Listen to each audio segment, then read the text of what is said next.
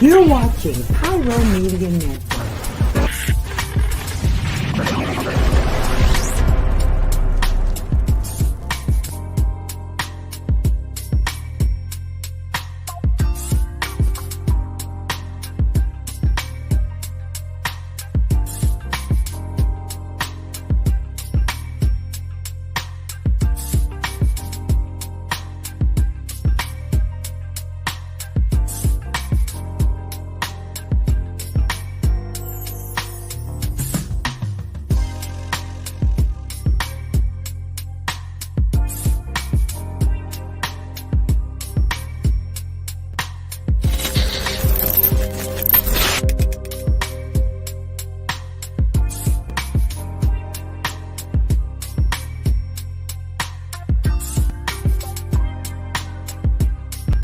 Pyro Media family, thank you for tuning in. If this is your first time joining us, welcome. We hope your experience with us is fruitful. While we are loading your experience, please do us a quick favor and hit that like button from whichever platform you're watching or listening on. And we do hope you consider hitting that subscribe or follow button so you can check out more of our amazing content. All right, let's start the show.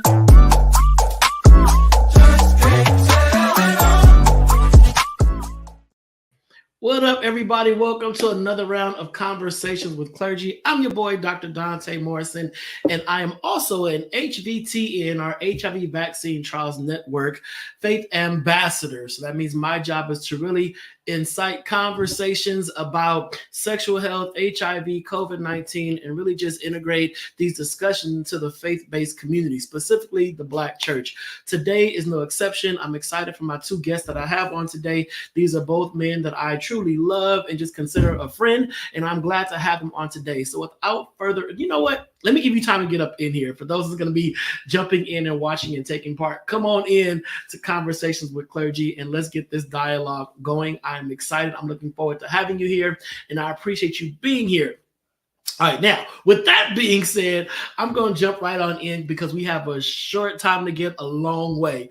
So my first guest is no other than Pastor Sammie Haynes. And Pastor Sammie Haynes is currently the lead pastor for Vision Church Los Angeles, founder of Love Freedom Movement, chief operations officer for United Progressive Pentecostal Church Fellowship, and creator of the Perfect Gentleman Academy. Pastor Sammie is the epitome of a man seeking to live out his God-given destiny without fear, challenging others to take control of their life experience, fulfillment, and success. His mantra, if God made me an original, why die a copy? Come on here. He clearly continues to defy the odds with an intense work ethic to achieve every vision placed in his heart to transform lives. Yo, family, please help me welcome to Conversations with Clergy, Pastor Sammie Haynes.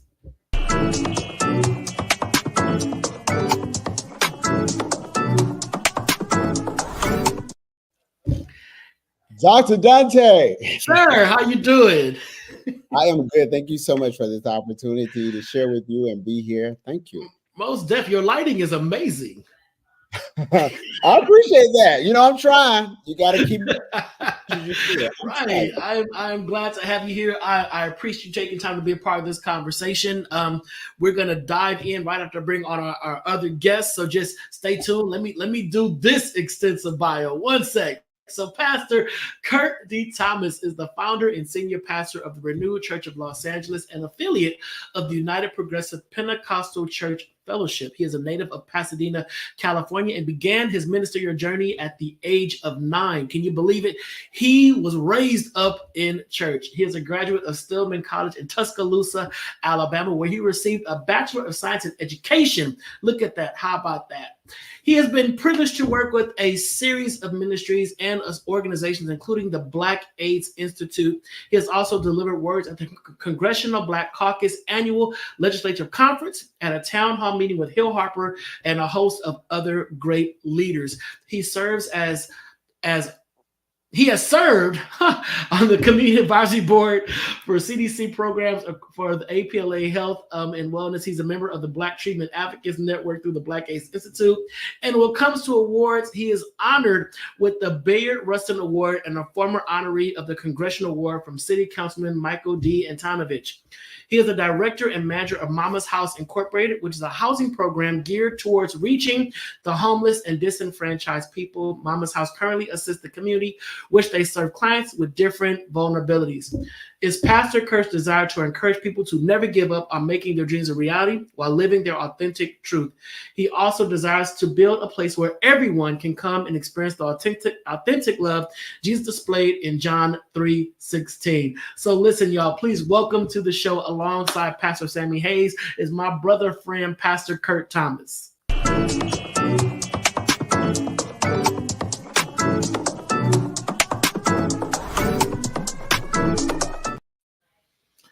I know, right? You got a vocal with it.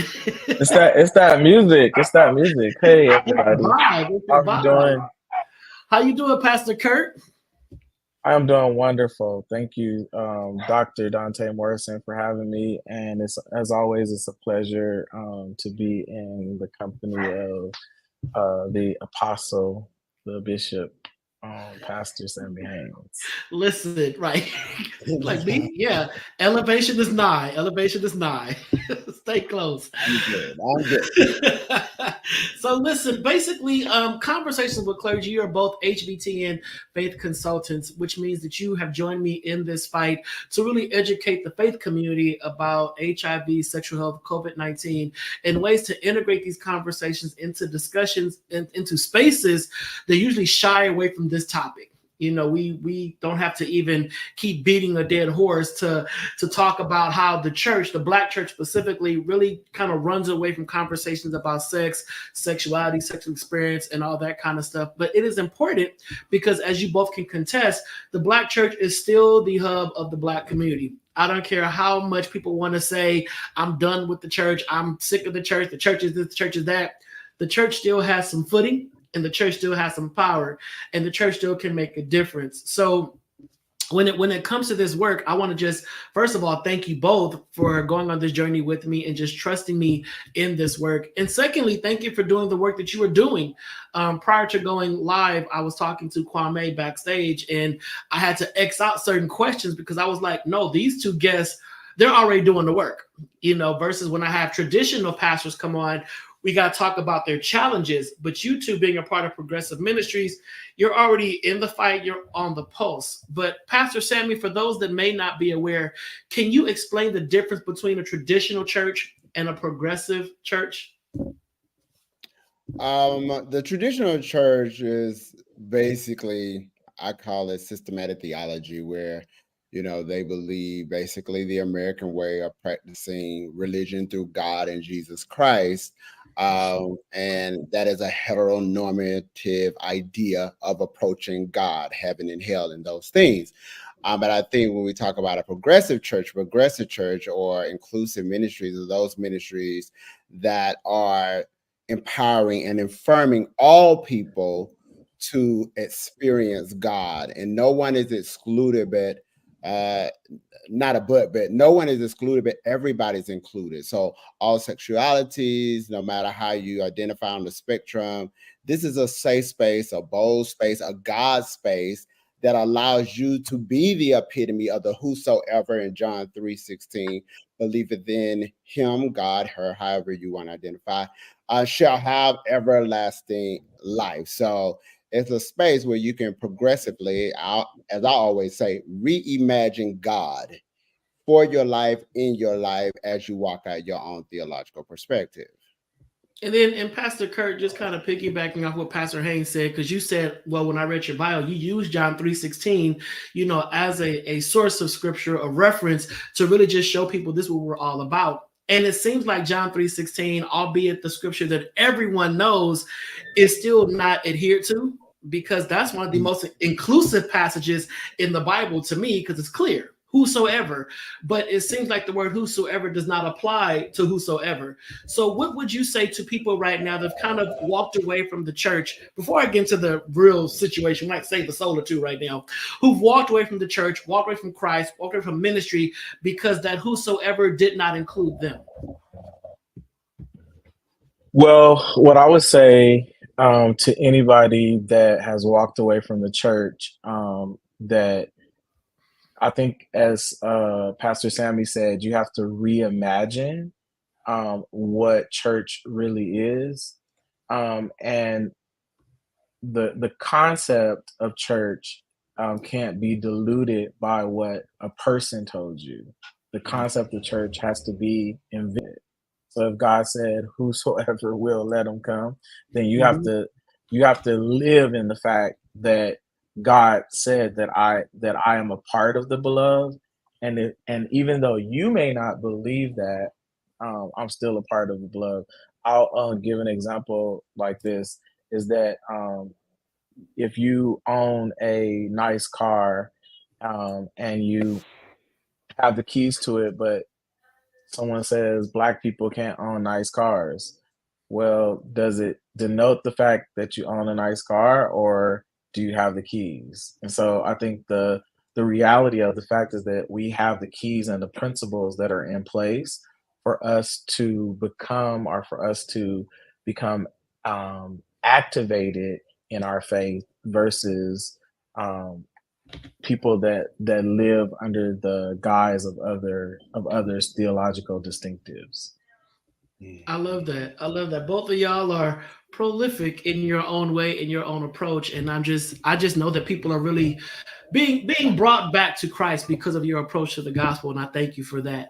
So let's dig into this first question. You know, conversations with clergy, we like to keep it hot, honest, open, and transparent.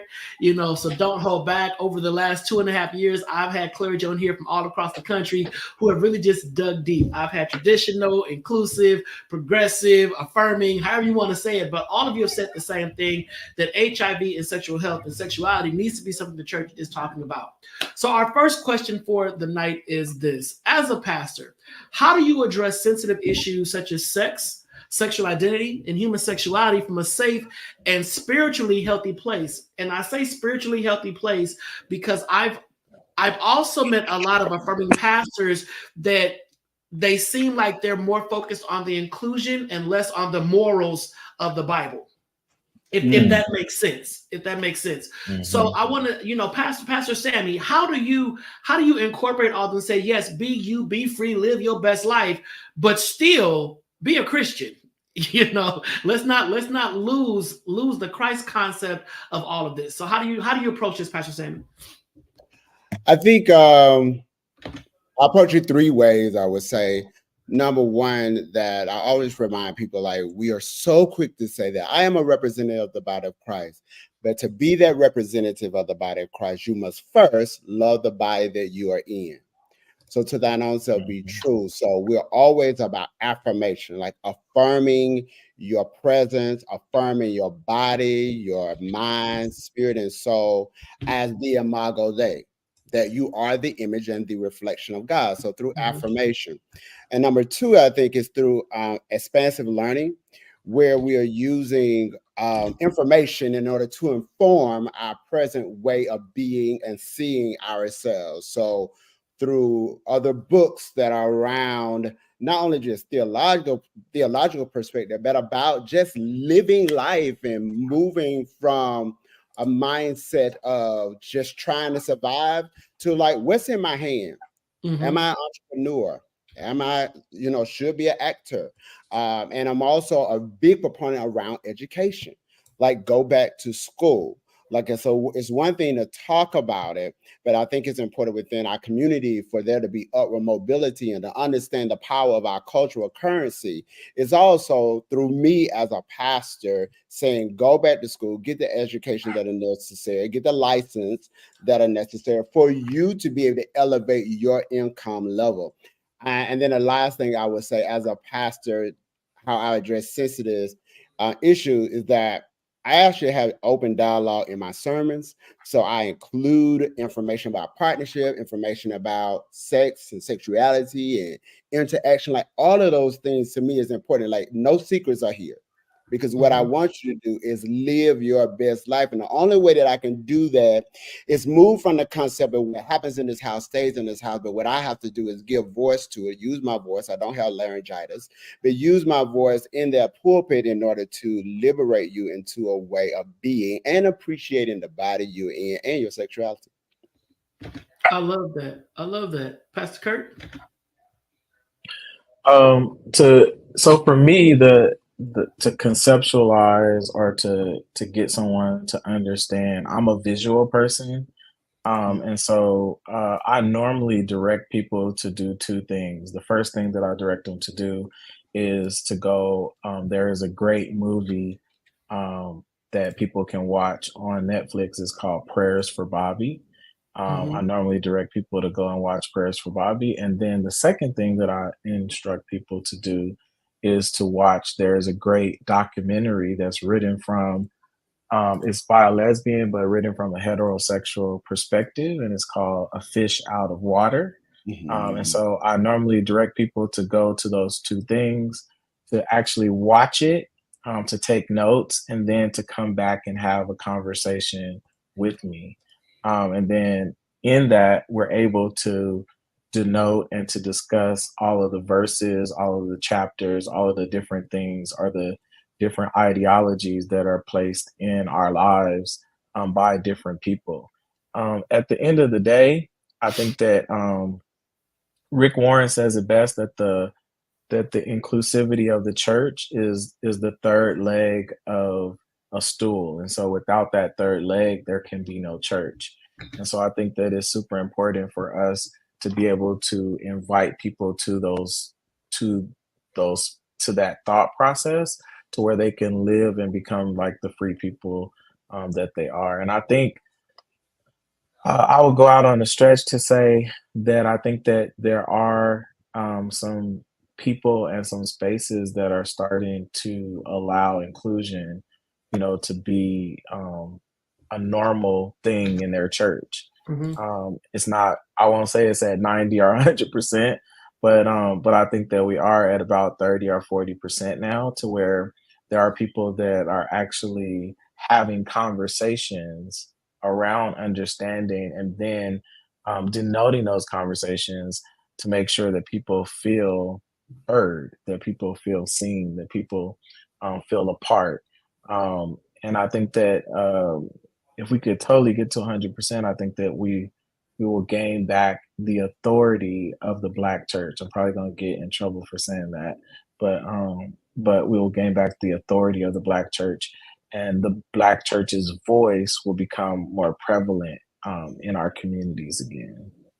And let me say this, because now that you two, both of you work in the sexual health space, from a personal perspective, from a clergy perspective, you both work in the spaces where people who are either at risk for contracting HIV or living with HIV are able to come to you and candidly talk about their fears and their concerns without biblical judgment. So let's just say that is something that you have the upper hand on, as opposed to more traditional clergy who shy away from that.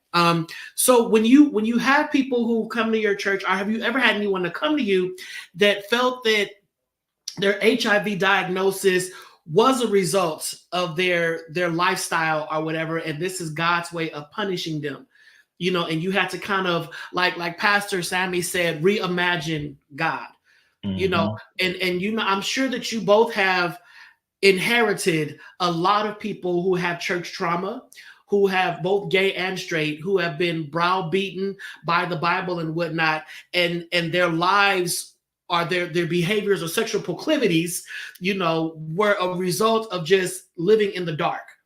And I say living in the dark because when you're living in the dark, you're more risky. You do risky stuff because, let me go out and hold a day and then get back in church on Sunday and repent. So you have these individuals that come to you just broken and running from God, but still running to God at the same time. How does that anger you when it comes to the Black church? and how we do certain populations. And then how do you guide that person towards a place of healing and self-affirmation?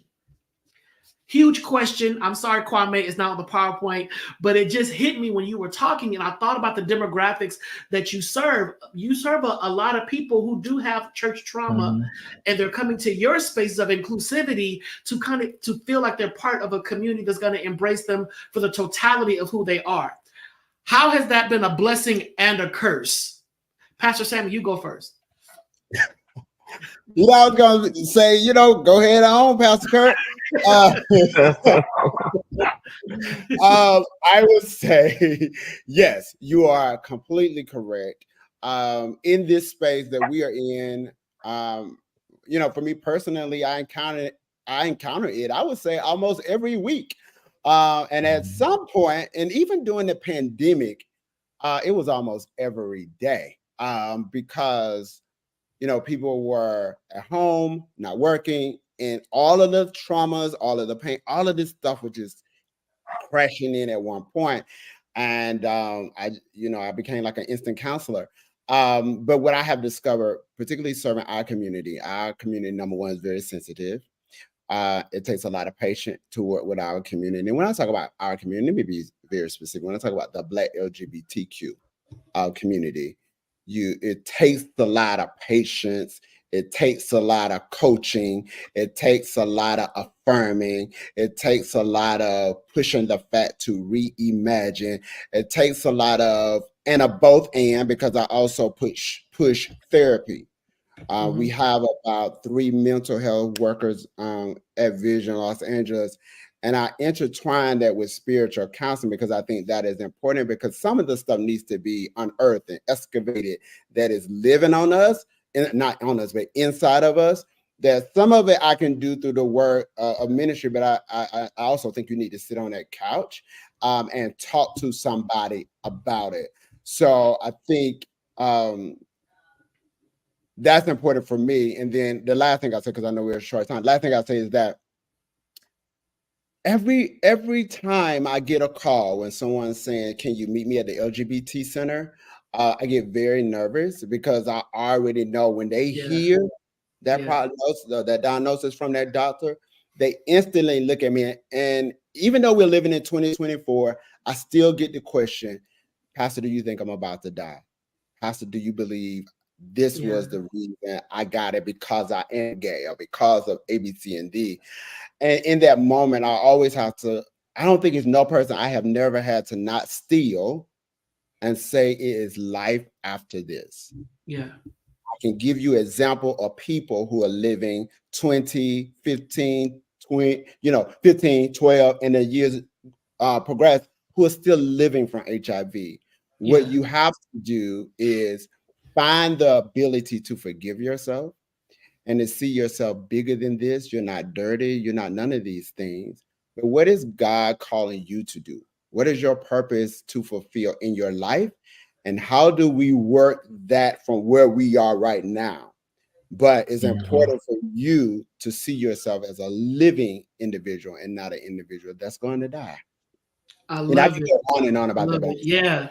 No, I love that. I love that. And Pastor Curt, I know you have an equally robust response, but I want us to do this commercial break really quick so you don't get cut off. So let's go to a quick commercial. We come back. We're going to get part 2 of that question, and then do our last 2 questions and wrap up this episode of Conversation with Clergy. Yo, thanks for tuning in. We'll be right back after this commercial break.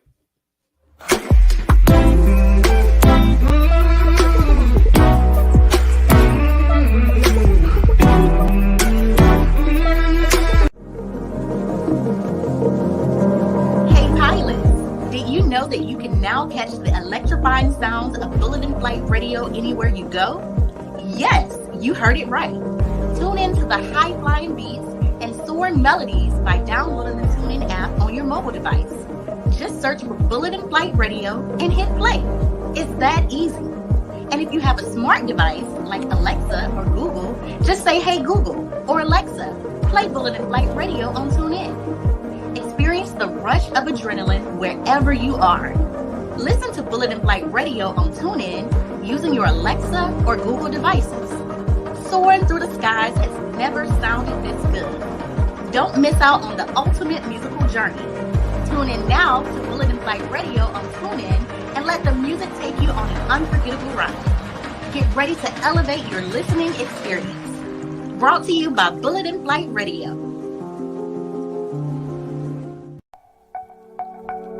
Are you ready for enlightening conversations that transcend boundaries? Get ready for Conversations with Clergy, brought to you by the HIV Vaccine Trials Network. In partnership with the world's largest publicly funded international collaboration, the HVTN is dedicated to evaluating vaccines to prevent HIV and COVID-19, but their impact doesn't stop there. The HVTN is at the forefront of advancing vaccinology, social and behavioral sciences, statistics, immunology, and even contributing to the research on tuberculosis and COVID-19 vaccines. By supporting Conversations with Clergy, the HVTN not only brings you thought-provoking discussions, but also contributes to the global effort to combat infectious diseases. Tune in, stay informed, and be a part of the change. Conversations with Clergy, supported by the HVTN, empowering conversations, empowering lives. Join us in this journey of knowledge, understanding, and progress. Conversations with Clergy, proudly brought to you by the HIV Vaccine Trials Network, because together we can make a difference.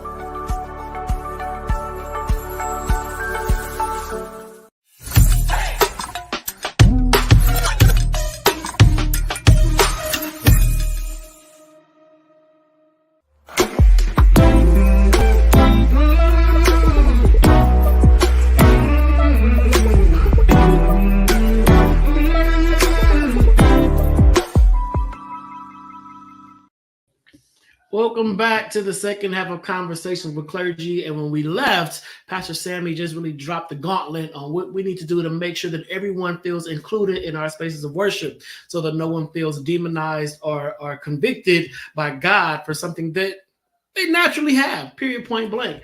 So, Pastor Curt, if you want to just elaborate on what Pastor Sammie talked about. Basically, I just asked the question, blessing or curse, dealing with people who are have been traumatized by the Black church, and how does that make you feel as clergy, having to kind of come in and repair these individuals?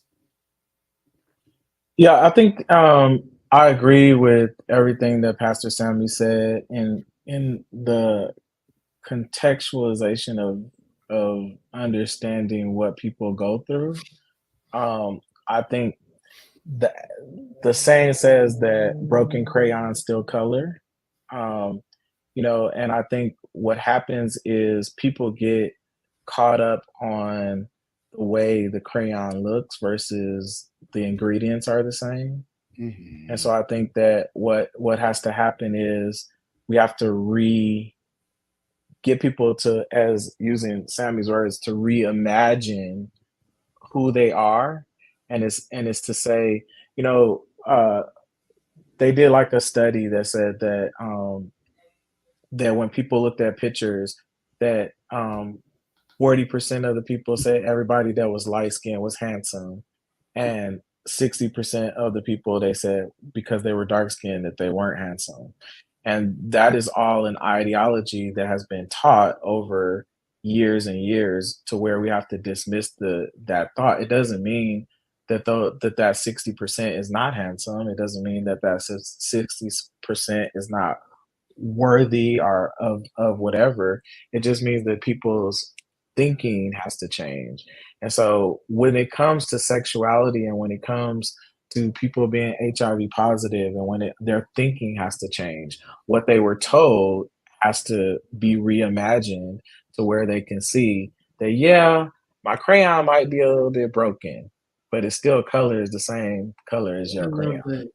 And the last thing that I would say is, because I had time to look up the scripture, Sammie, so don't. But Proverbs 34:18 says that the Lord is close to the brokenhearted and saves those who are crushed in spirit. And so I think that it's super imperative for us to understand that God is close to us when our heart is broken. And what happens is he begins I posted this earlier on my Facebook, and I said that when you're broken, it just breaks you into more pieces for you to be a broken blessing.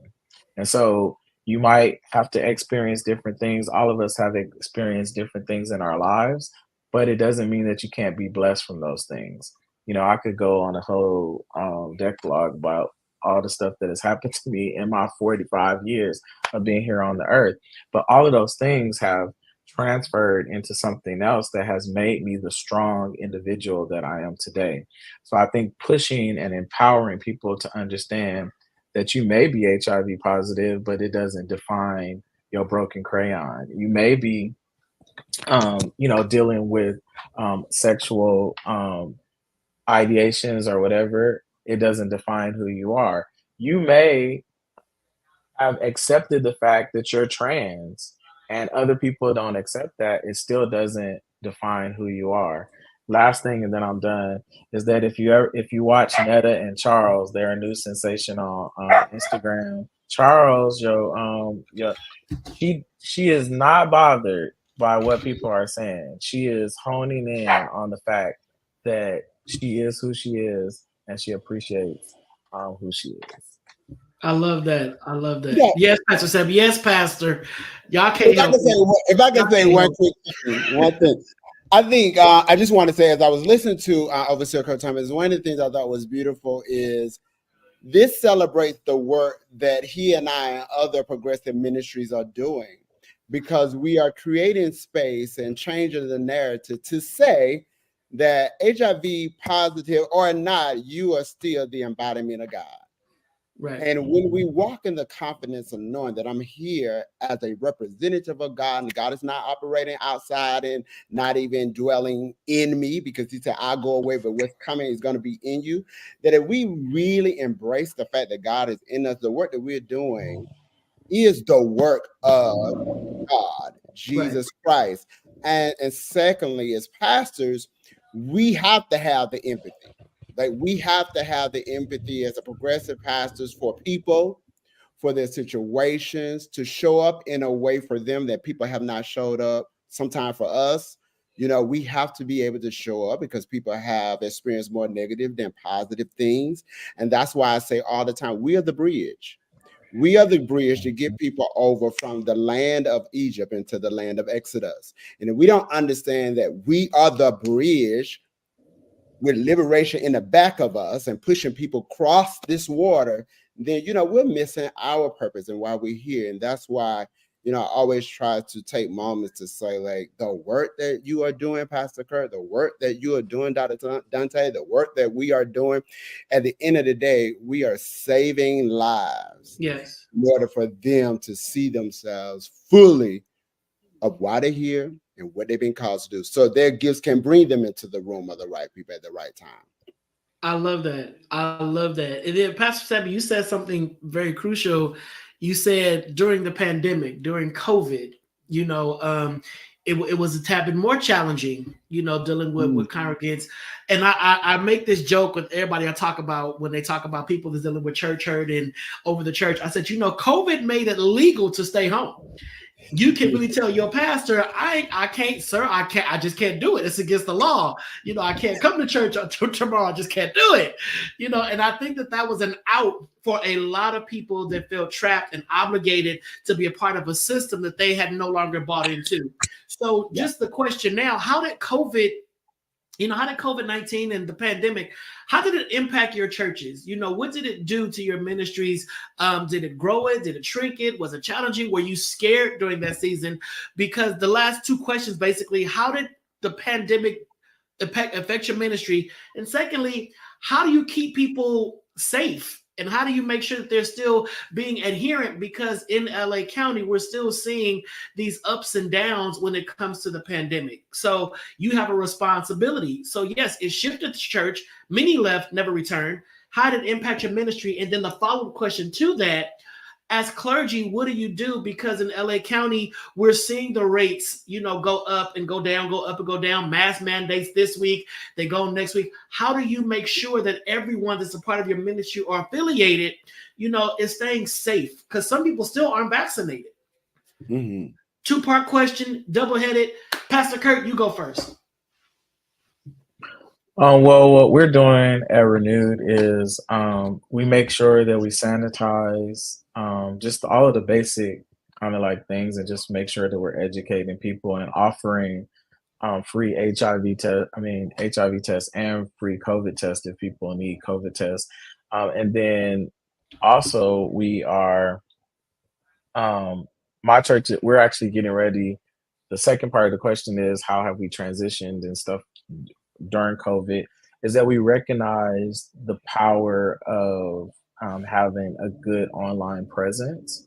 And so our church is slowly transitioning into making sure that our live feeds, are representative of excellence, so that when people are drawn to our page or whatever, that they're still captivated and that they still get a powerful message, like what you're doing with StreamYard and with Pyro, making sure that you're presenting something and that we not all sitting, next to a iPhone talking about we having a conversation. Right. We brought it up a level and made it be more expansive. And so those are the things that we've done. Those are the things that we continue to do. Our church did take a large hit during COVID, right at the beginning of the pandemic. But from COVID, from when COVID started 3 years ago till now, we have seen like the people are returning to the sanctuary. Maybe not as many as were in the sanctuary before, but people are returning to the sanctuary because there's that clear connection that people need. And so I just think making sure that people aren't sick, and making sure that if you are sick, that you stay home, just making sure that we voice those kind of things. And if someone's coughing too much, have the usher go and take them a little mask and They tell them to put purging, that they getting mask rid of on. them spirits. They loosen them spirits now. Yeah. Deliverance Well, ministry. that's that spirit. We tell them to take it home, and we'll deal with it from afar. Jesus said, he sent the word to the centurion man, and he was healed. We gonna send the word, and you're gonna be healed. I love it, Pastor Sammie. Did the pandemic, impact your ministry in a negative way that had you kind of on edge about, are we going to survive this? And then what are you doing currently to ensure your congregation remains safe? I would say when the pandemic hit, Vision Church Los Angeles had just started in 2020 in January. And so when it really became a mandate that you had to be home, I think it was somewhere in March. Mm-hmm. And so for me, I didn't have time to think about the panic part of the thing. I had to think about, okay, what's the pivot? What do I need to learn, do in order to keep us in the space through this time? So immediately once we counsel, I remember like going into that next week, just learning what apps, what we could use, how do we get ourselves in a way where we still look clean, polished, but how do we get on social media and begin to get into this space to make sure that people can still be engaged and feel like they are part of a spiritual space. And so I instantly went into that mode, and we literally in the pandemic, we grew in the pandemic. And so the pandemic was really a blessing for us in disguise. I loved it because I didn't have to do anything but get dressed from the top up, film my stuff, and I'm done. Loved it. But it was really good for us. And it was a really great time of us engaging market, particularly Black LGBT community, and them being able to ask questions. So we did a couple of things. We preached, but we also had these panel discussions online. We also had what I call fireside chats, where I talked to different people about different things, because again, I'm all about trying to minister to the total man and not just in one direction. And so we use it that way. And so now as we move forward, what we try to do is really some of the same thing that Pastor Curt talked about is, we have at least once a month with someone we're talk about what is happening within LA County in terms of health and wellness. And then also we still have masks available, hand sanitizer, all of that, let that mask work for you. That's important for us to put out there. And we do advise in our announcement, if you feel sick or feel nauseated, you have a terrible cough, like, it's okay to stay home and it's all right. And then we use technology. Right now, I'm most comfortable with us not being visual yet, but you can go on podcasts and hear us on Apple, on your Apple Podcasts or your Spotify podcast. You can hear not always a service, but you can always hear a motivational 5-star check about. Right now, we're dealing with mental wellness in the first 85 days of the year. So we try to create these multiple ways of you engaging text, conversation, and spirituality, and not always the visual way until, we're ready to expand into that space. I love it. I love it. So listen, gentlemen, we are out of time, but I'm going to invite you guys back in March, because as you were talking, there was a topic that came to my mindset, and I really want the three of us to really combat it. I may get a fourth person on, but the topic is this, and hopefully, Kwame, you remember this because I might forget, the impact of church trauma upon HIV rates. Because I just really thought about the amount of people that put themselves in harm's way because they were engaging in unsafe behaviors, because they didn't want to live in their authentic truth.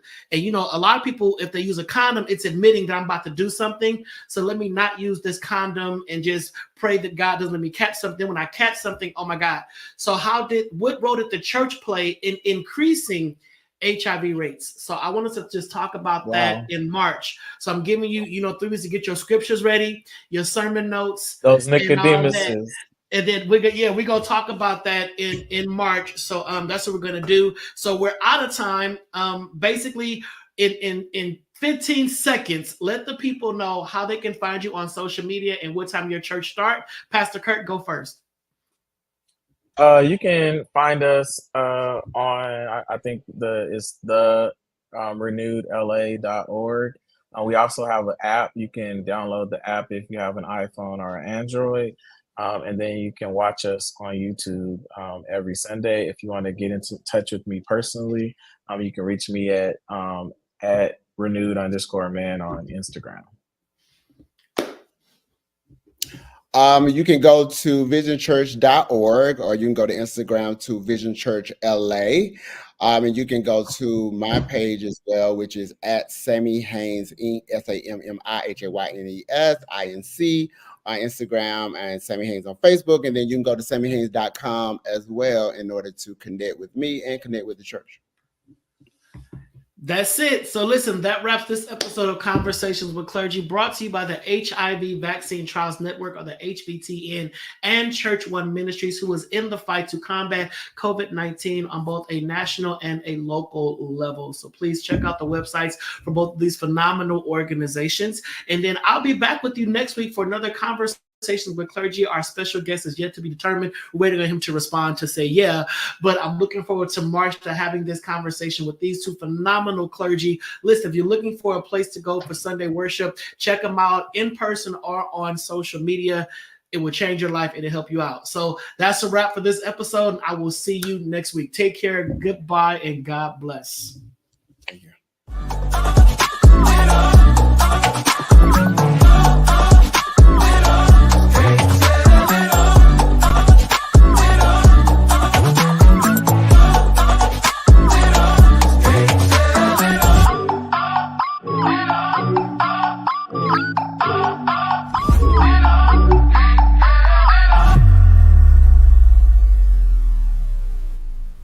Thank you for watching Pyro Media Network. For more information, please visit pyromedianetwork.com.